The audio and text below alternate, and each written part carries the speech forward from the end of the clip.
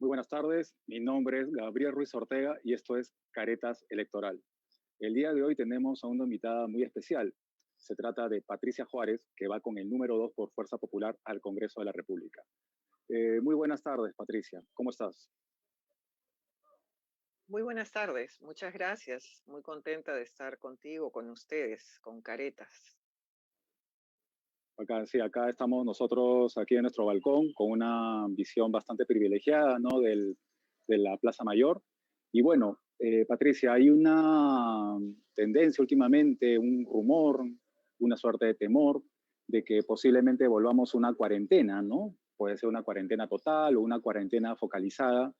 ¿Qué sensaciones u opiniones te genera esta posibilidad de una cuarentena?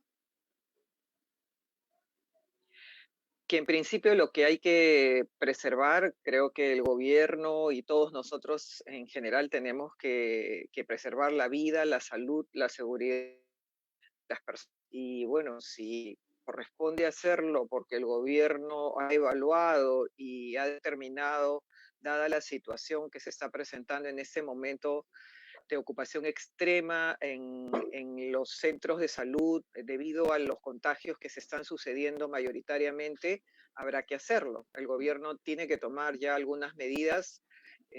No estamos viendo estamos viendo como que mucha actividad respecto a las decisiones del gobierno y ya tiene que tomar algunas que sean especialmente eficientes para lograr en alguna medida detener esta pandemia y el número de infectados y fallecidos que se está dando. Claro, esto prácticamente como que podría reconfigurar, ¿no? Este escenario electoral, ¿no? Y lo más probable, porque está también como una alternativa, es que también se puedan extender, digamos, las elecciones, ¿no? Que ya, digamos, las elecciones no sean el 11 de abril, sino sean una fecha posterior. ¿Usted, en este sentido, está de acuerdo con que se posterguen las elecciones o hay que llevarlas a cabo, obviamente, ya bajo más estrictos protocolos de seguridad y todo ese mecanismo en pos de protección de la salud? ¿Cómo, cómo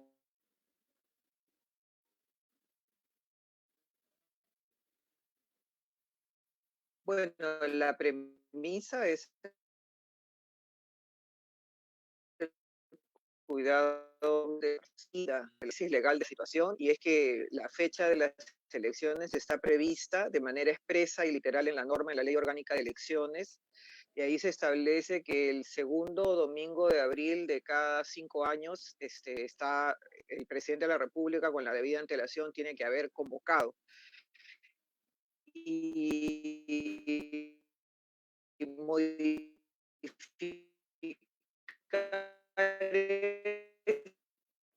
esto, no hay que modificar la norma. Creemos que sí tienen que darse las medidas. En este momento tiene que haber uh-huh. gobierno Por ejemplo, uh-huh. ya el sí, sí. Eh, Entonces prácticamente hay que, digamos, privilegiar entonces el tema, digamos, sanitario. Es decir, sanitario también va relacionado a, con la posible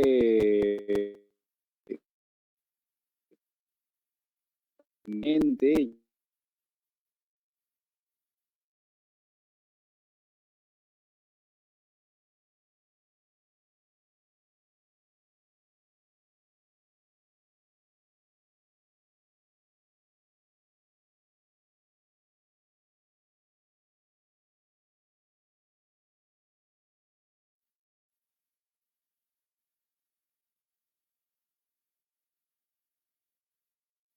no,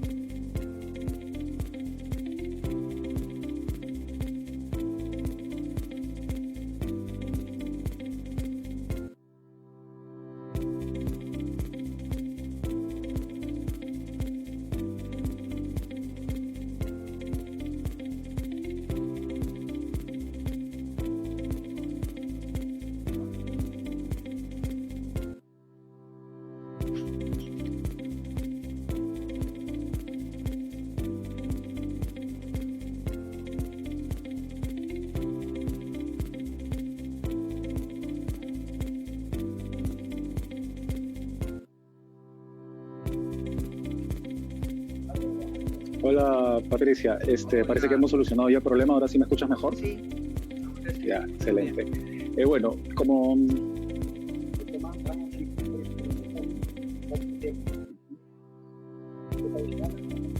bueno, ahorita están solucionando unos pequeños problemas, ahorita nos vamos a volver a conectar, Ya. pero más o menos lo siguiente que te iba a preguntar tenía que ver en relación con las vacunas, ¿no?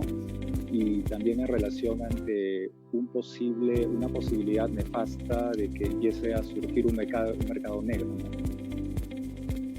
Y ante qué tipo, digamos, de medidas usted, digamos, impulsaría de darse este escenario, qué es lo más probable que suceda. Perdón.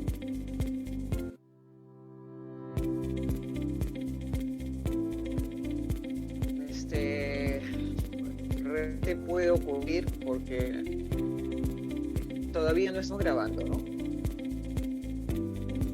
A ver, Hola, ahorita me van a avisar. hola, Ahorita hola, me no van, escucho. hola Patricia, ahorita me van a avisar de que ya podemos seguir.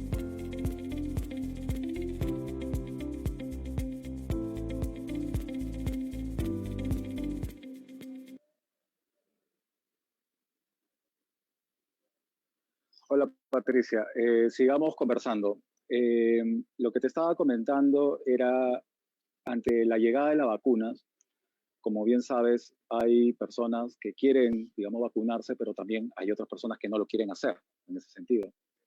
Pero también está esta nefasta posibilidad de que surja, brote, nazca una suerte de mercado negro, ¿no? Que empiece a lucrar con las vacunas. Lamentablemente es una situación cuya realización tiene mucho asidero, ¿no? En ese sentido. Tú de llegar al Congreso, Patricia, ¿tienes más o menos algunas medidas que tomar al respecto? Yo sé que la pregunta es muy inmediata, ¿no? La población sobre este asunto.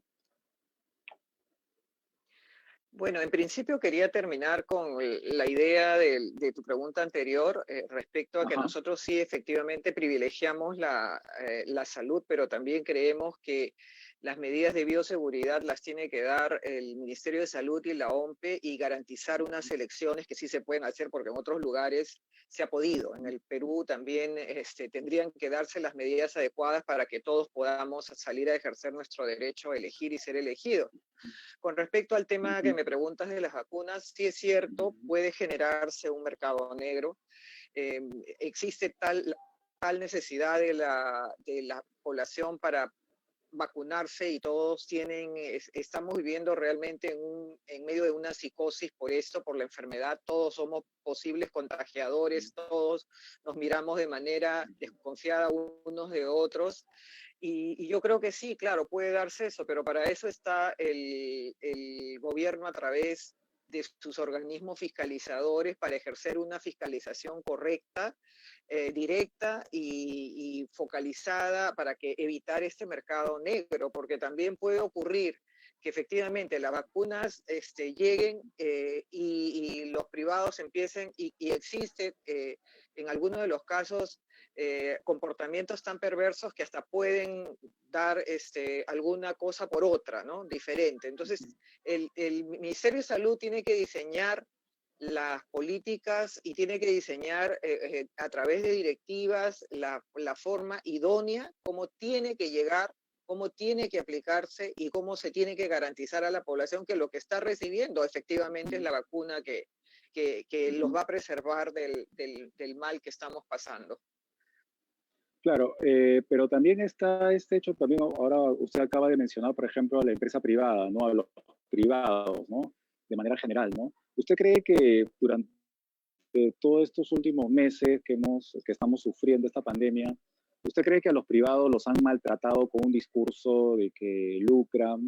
Y se lo comento porque en los primeros meses de la pandemia, la empresa privada quiso ayudar con oxígeno y fue rechazada esa ayuda con oxígeno. Y no es un tema que habría que dejar de lado porque lamentablemente miles de peruanos han fallecido, ¿no? Por falta de oxígeno. En este sentido, ahora que mencionó lo de la empresa privada, ¿cuál cree usted que es el rol que está desempeñando durante la pandemia? Claro, acá ha habido un comportamiento que se ha dejado llevar por el tema ideológico y finalmente ha rechazado en muchos de los casos plantas, este oxígeno que ofreció la empresa privada o inclusive apoyarse en la empresa privada para lograr mecanismos de importación tanto de pruebas moleculares o como también de los elementos de bioseguridad para quienes estaban en las primeras líneas, como son los médicos, la gente del sector salud, los policías.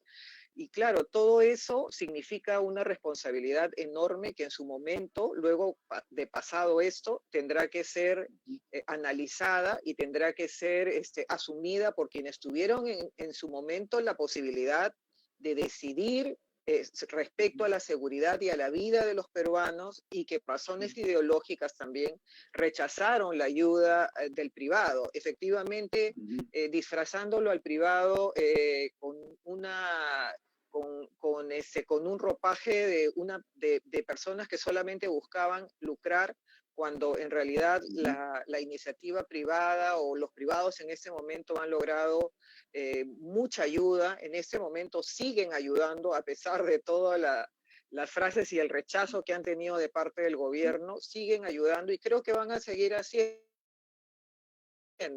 Algunas veces producto de su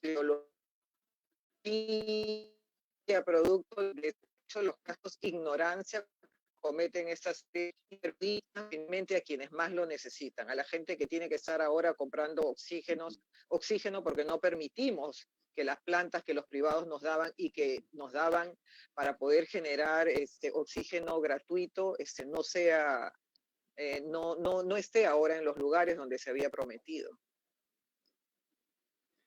Justamente ahora Patricia acaba de mencionar a la gente, el público.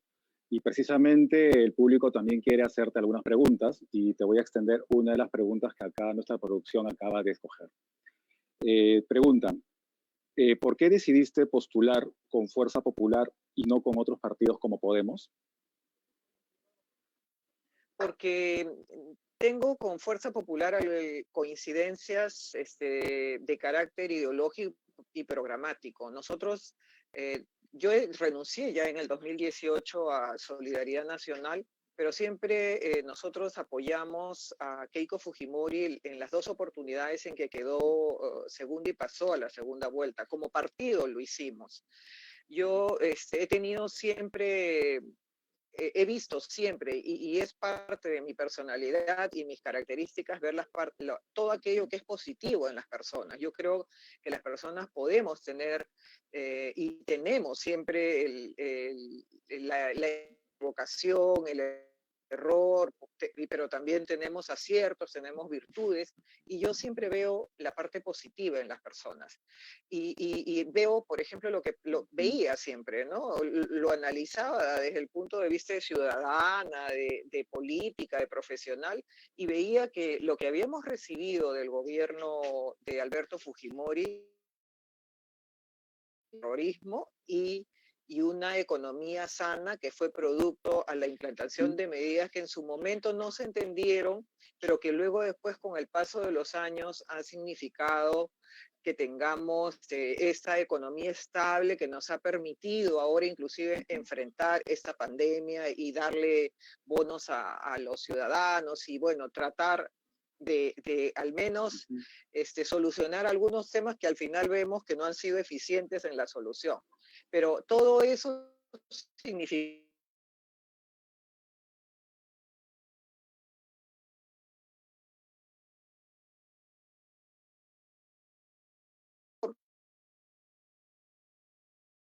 que debe de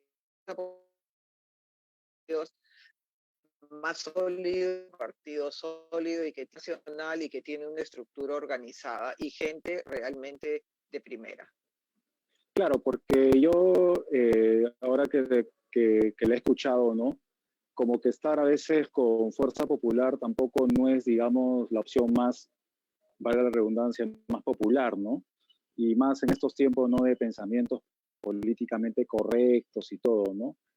Ahora, algo que ha identificado, digamos, al Fujimorismo, sobre todo en sus primeros años, fue que el Fujimorismo hizo muchas escuelas. O sea, yo me acuerdo que en esos años era un muy niño y yo recuerdo que Fujimori, por ejemplo, fundaba un colegio por día, ¿no? Más allá de si los colegios o bien eran de base sólida o se caían después de un tiempo, más allá de eso, había como una intención, digamos, digamos, había un compromiso por la educación en ese sentido, ¿no? Y precisamente la Así educación es. es un problema que tenemos ahora, ¿no? Porque hay mucha gente que, o sea, muchos jóvenes, y esta es una pregunta que se le hice también en la vez pasada al candidato presidencial Sillonis, ¿cuál es el plan de Fuerza Popular para reinsertar a la masa juvenil, universitaria y escolar que ha tenido que dejar de estudiar? Porque, ojo, estamos hablando de que hay jóvenes y hay niños que siguen, digamos, sus clases de manera virtual, pero también hay miles que simplemente no lo están haciendo. ¿Tiene un plan de contingencia Fuerza Popular y usted como candidata ante esta problemática?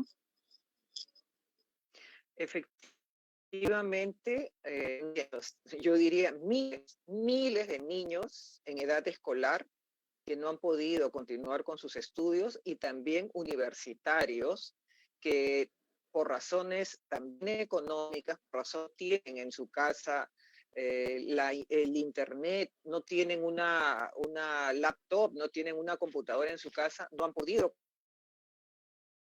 continuar los de educación privada, no han podido pagar las cuotas que se tiene que pagar en el caso de por eso estamos viendo también en el caso de los niños en edad escolar que están pasando, muchos de ellos, miles de niños están pasando ahora de la educación privada a la educación pública. Se están matriculando hace unos días. Nosotros lo que tenemos en ese momento en Fuerza Popular es la posibilidad de presentar un show de trabajo para dar trabajo a los padres de familia, para que puedan a su vez asistir a sus hijos asistir a sus hijos con lo necesario para que ellos puedan trabajar desde casa. También se ha previsto ampliar la red de comunicaciones de tal manera que en el último lugar del país, donde hemos visto que la gente sube a cerro para tener una señal para poder estudiar y sube a llegar a un lugar. Y así acá, cerca nomás, lo vemos en las zonas altas de Independencia, de Carabalí, Flores, gente tampoco ha podido acceder. Acá las madres de familia, en los lugares donde yo he podido visitar, te dicen, este año ha sido un año perdido en educación para los niños. Entonces yo me pregunto, la pregunta siempre viene, y tú hace años en poder de un sector ideológico que se denomina como la reserva moral y la reserva, estuvo realmente los resultados que este sector que se apoderó del Ministerio de Educación durante muchos años y que se vendieron como los gurús en la educación, no han logrado resultado eficiente. Si el Ministerio de Educación hubiera trabajado como corresponde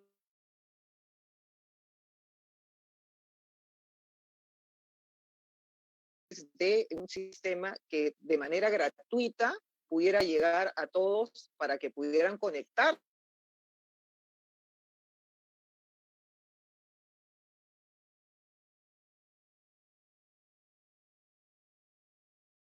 para la juventud y para los niños.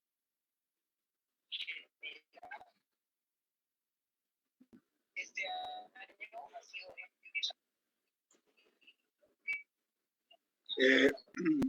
Patricia, hay un punto más que nos interesa también poder conversar también, ¿no? También, ¿no? Y este asunto está relacionado con la seguridad. La seguridad, digamos, es también el otro tema sensible que estamos teniendo ahora en el país, ¿no? Y ahora, digamos, hemos visto, ¿no?, que hace unas horas se ha tenido que repeler, digamos, el ingreso de migrantes en la frontera con Ecuador. ¿Qué medidas tienen ustedes en Fuerza Popular contra este fenómeno, primero migrante, pero también luego otro fenómeno local? Porque obviamente la pandemia ha dejado sin mucha oportunidad de trabajo a mucha gente y esto, digamos, es un terreno bastante atractivo, digamos, para las personas del mal, ¿no? Para los ladrones, para los delincuentes. Qué, qué piensan hacer ante este escenario, teniendo, digamos, Fuerza Popular o el fujimorismo, una tradición, digamos, atendible en cuanto a luchar, digamos, contra la inseguridad?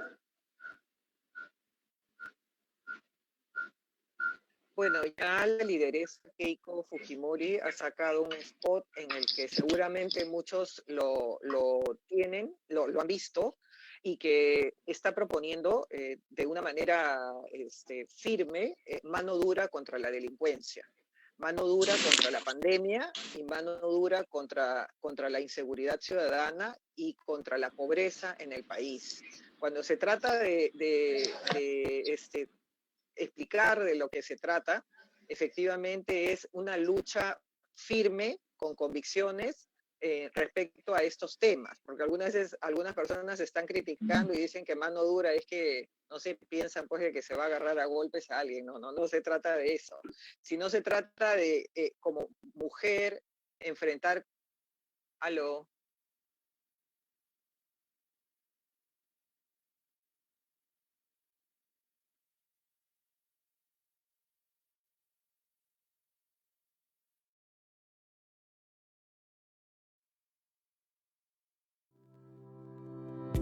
Patricia,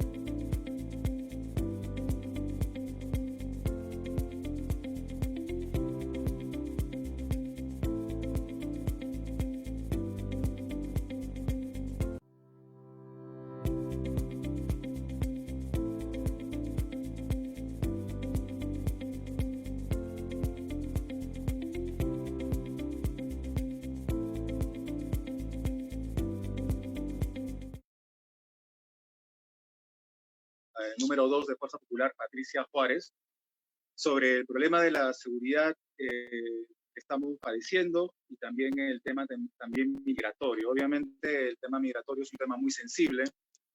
Obviamente no todos los inmigrantes, o sea, son lo que muchos medios pintan, ¿no? Hay mucha gente de mucho valor, hay gente muy trabajadora, muy preparada que está viviendo en el país, pero bueno, también están de los otros, ¿no? Y contra esos otros, o sea, hay que hacer algo, ¿no? Hay que tener algunas medidas inmediatas contra ello, pero también hay que dejar en claro que también que nuestros problemas de inseguridad tampoco no se deben también a los malos elementos, digamos, extranjeros tampoco, ¿no? O sea, estos problemas los tenemos desde siempre, solo que con esta presencia migrante se han barnizado un poco más, ¿no?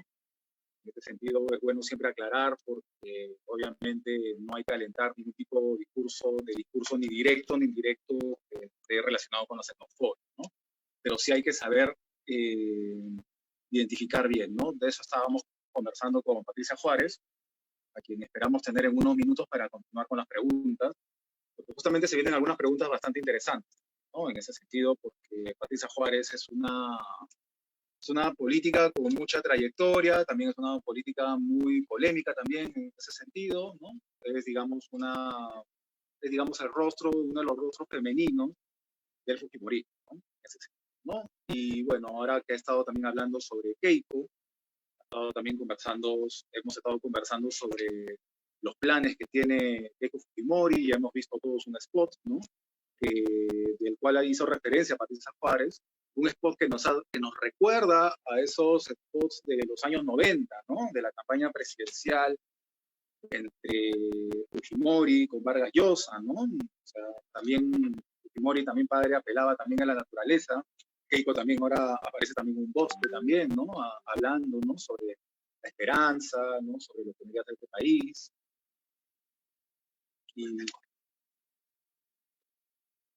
Y bueno, regresamos dentro de un rato, nos están diciendo acá desde producción.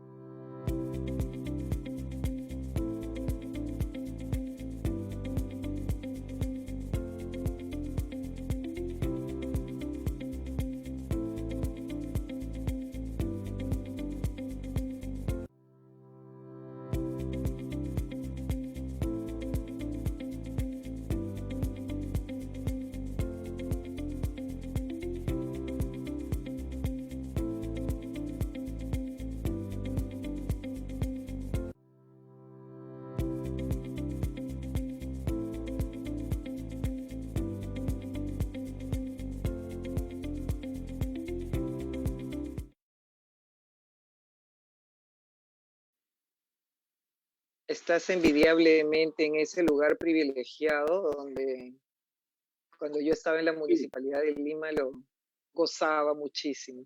claro. No, este es un espacio bastante privilegiado, la verdad, Patricia. Más bien, Hermoso. discúlpanos estos problemas técnicos. Sabemos que estás, digamos, con una agenda apretada en ese sentido. Pero hay algo que tampoco puedo yo dejar de preguntar, ¿no? Es una pregunta que tiene como dos o tres aristas, ¿no? La primera tiene que ver con el indulto al expresidente Alberto Fujimori. Tú sabes que es un tema que polariza mucho, tú sabes que es un tema que genera mucha adhesión y también muchísimo rechazo, ¿no? Eh, ¿Tú crees que que, digamos, se ha aprendido algo después de lo que hemos podido ver? Porque recuerda que cuando el presidente Pedro Pablo Kuczynski indultó a Fujimori, era como una suerte de una entrega de una rama de olivo a Keiko Fujimori para que se pueda gobernar. Lamentablemente eso no ocurrió. Obviamente ahora el escenario, el contexto es distinto. Estamos en una crisis económica brutal, estamos con una crisis sanitaria la peor de toda nuestra historia. Obviamente esto enmarcado dentro de un contexto, digamos, ya general, ¿no? Mundial, en ese sentido, Global, claro. global. ¿Cuál es tu postura ante el indulto de Alberto Fujimori? Yo sé o intuyo saber que estás a favor, pero ¿cuáles son las razones por las cuales hay que indultar a Fujimori desde tu punto de vista? Yo creo que la gente dice mucho estamos a favor, estamos en contra, pero me gustaría saber tus razones propias, ya sea partidarias. Te escucho, Patricia. Sí, bueno, es un tema que, claro, siempre va a causar polémica, pero yo creo que se ha originado, en principio, no porque Fuerza Popular lo haya querido poner en agenda, fue la respuesta ante una pregunta que generó un periodista en un programa de televisión dominical y que significó que Keiko responda, porque una de las cosas, creo yo, que se ha aprendido mucho y que lo practicamos muchos de nosotros es hablar con la verdad, decir lo que uno piensa y no vender humo y luego después en el camino ya decir, bueno, sí, pero me olvidé de decirles que yo pensaba hacer esto, ¿no? Eso no es serio. Nosotros somos un equipo ya de gente con experiencia, sumado también a rostros jóvenes que son muy prometedores, pero somos un equipo que ha respaldado la decisión de la lideresa de Keiko Fujimori, porque también entendemos, como te dije yo, mirar todo lo bueno y lo positivo que hizo el presidente Fujimori, pero no solo eso, sino también considerar aspectos importantes como la edad que tiene, los años de carcelería que ya tiene, que ya viene cumpliendo, y también la situación de su vulnerabilidad por la edad que tiene y por las enfermedades colaterales que él viene padeciendo. Entonces, creemos que es una decisión sumamente justificada de una hija hacia su padre. Ellos han luchado como familia en las instancias judiciales. Creo que esto, entiendo por un tuit que he visto, todavía estaría pendiente de resolverse alguna acción que está pendiente, pero sumado a eso creo que es la decisión de la familia de querer y totalmente legítima de querer ver a su padre libre y mirar hacia adelante, ¿no? Miremos hacia adelante, miremos ya sin odios, sin revanchismos, solamente así de esa manera, mirando y fijándose objetivos a largo plazo, con inclusive agendas comunes entre todos los candidatos a la presidencia de la República, es que vamos a lograr que el país salga adelante. Hemos tenido ya demasiado anti. Todo el tiempo se vota contra una persona y no se vota a favor de una persona, de un candidato, por las propuestas que éste hace. El Plan Rescate 2021 contiene propuestas interesantes, hay un equipo de gobierno que es de primera línea, que tienen mucha experiencia en el sector. Yo creo que este es uno de esos gobiernos que va a llegar el 28 de julio a instalarse y que inmediatamente va a empezar a tomar medidas, porque se ha establecido así en el plan de gobierno, medidas para los 100 primeros días y medidas Claro. a largo plazo como reformas del Estado, que son las que se requieren. Patricia, una última pregunta. Acabas tú de mencionar dos palabras que me han llamado la atención. Una es seriedad y la otra es revanchismo. Y este es un comentario objetivo, es un comentario hecho con mucho respeto, pero digamos, el papel en el Congreso de los últimos 5 años por parte de Fuerza Popular no ha sido tampoco del todo serio, ¿no? Obviamente ha habido muchos factores que han, de alguna u otra manera, llevado a cuestionamiento a la bancada de Fuerza Popular.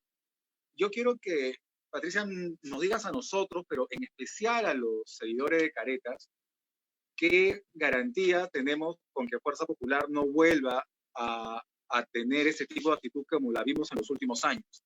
En ese sentido, yo creo que mucha gente que cree en el fujimorismo también se llevó una decepción muy grande, ¿no? Recordemos que Fuerza Popular fue la bancada mayoritaria en estos últimos años. Objetivamente, si uno ve el tránsito de los sucesos, como que da la impresión de que no dejaron gobernar para algunos, o para otros simplemente no dejaron gobernar ni al presidente Kuczynski, ni al presidente Vizcarra, ¿no?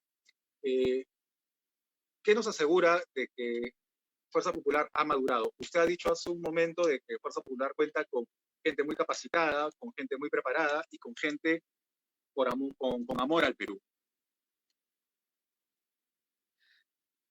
Ya la lideresa, cuando ha hecho sus declaraciones públicas, Keiko ha reconocido que ha habido algunos errores, algunas deficiencias, que si bien es cierto, el contexto general es que sí se dieron la posibilidad de que el gobierno, en su momento, tanto PPK como el expresidente Vizcarra, gobiernen a través de los decretos legislativos. Se les dieron las facultades para que pudieran hacerlo.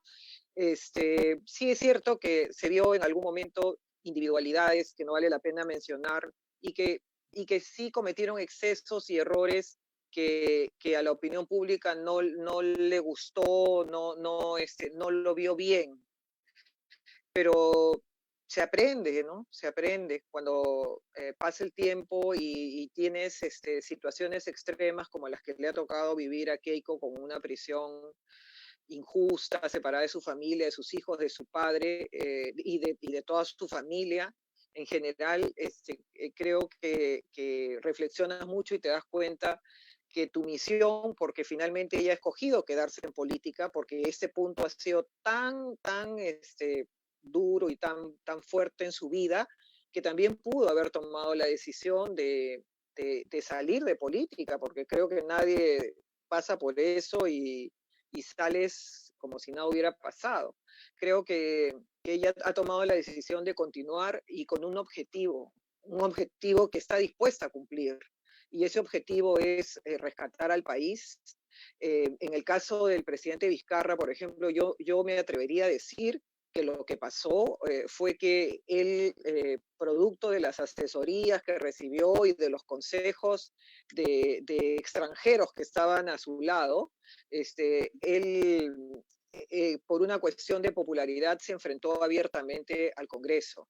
Y también yo creo que había que guardar la calma por parte de ambas, tanto el Ejecutivo como el Legislativo, pero también yo creo que la actuación y el cierre del Congreso también fue una decisión que tomó el presidente Vizcarra, producto del populismo con el que ha gobernar él durante del gobierno regional de Moquegua, y yo siempre menciono esto, que mientras más atomizamos el Estado, más caciques tenemos, ¿no? Porque la gente, los alcaldes, los gobernadores regionales piensan que se sientan ahí, son los reyes o los bacanes de la zona, y no saben que son servidores públicos. Y entonces el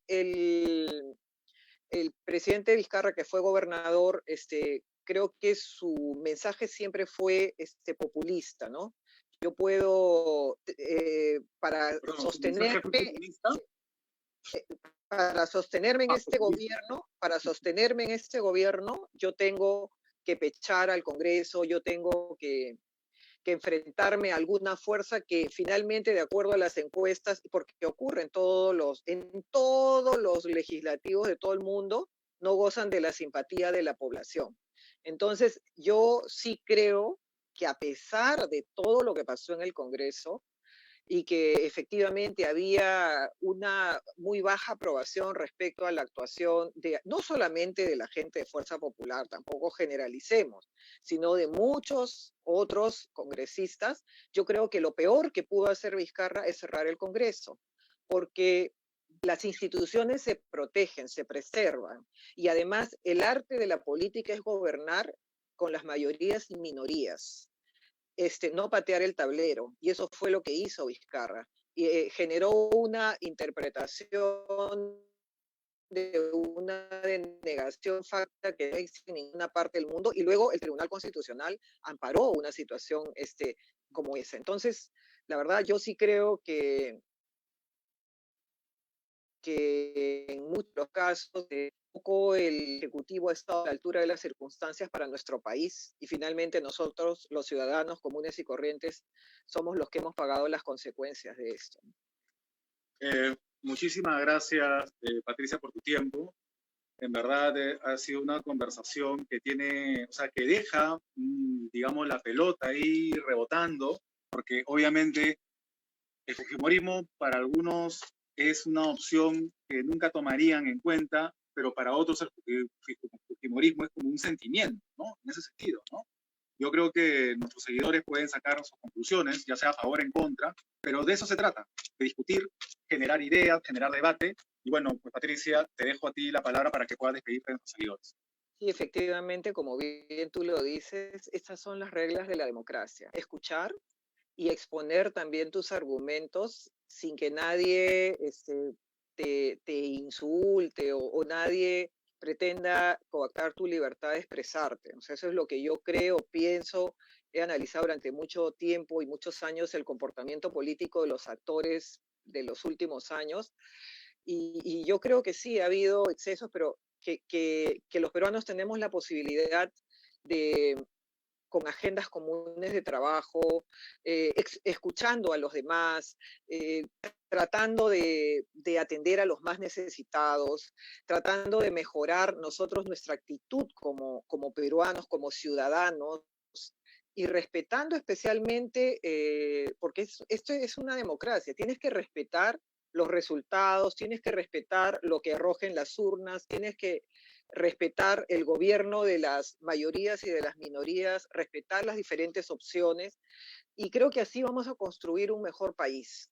Y bueno, yo estoy convencida de que el fujimorismo, Fuerza Popular, es una buena opción, y bueno, yo les pido de la manera más humilde que reflexionen y que piensen que no estamos para saltos al vacío ni para aventureros políticos, estamos para darle la oportunidad ya ahora, por primera vez en el país, a una mujer, que gobierne una mujer que siempre tiene una mano, siempre tiene no solamente la mano del amor, la calidez, sino también siempre, en muchos de los casos, la mano dura para poder fijarse metas, para establecer objetivos y cumplirlos. Eso es lo que queremos para el país. Bueno, escribe el número 2 y márcala acá.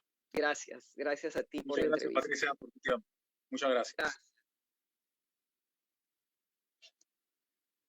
Bueno, esto ha sido Caretas Electoral. El día de mañana tendremos un encuentro virtual, obviamente, con Daniela Bogatás y Alberto Otárola a las 3 de la tarde. Ya saben, si quieren que podamos entrevistar a algún candidato, déjenos sus sugerencias en los comentarios. Nosotros haremos lo posible para poder cumplir sus deseos, ¿no? En este contexto, en esta pandemia, en estas elecciones tan raras, pero bueno, aquí estamos y bueno, nos despedimos. Mi nombre es Gabriel Ruiz Ortega y esto es Caretas Electoral. Hasta mañana.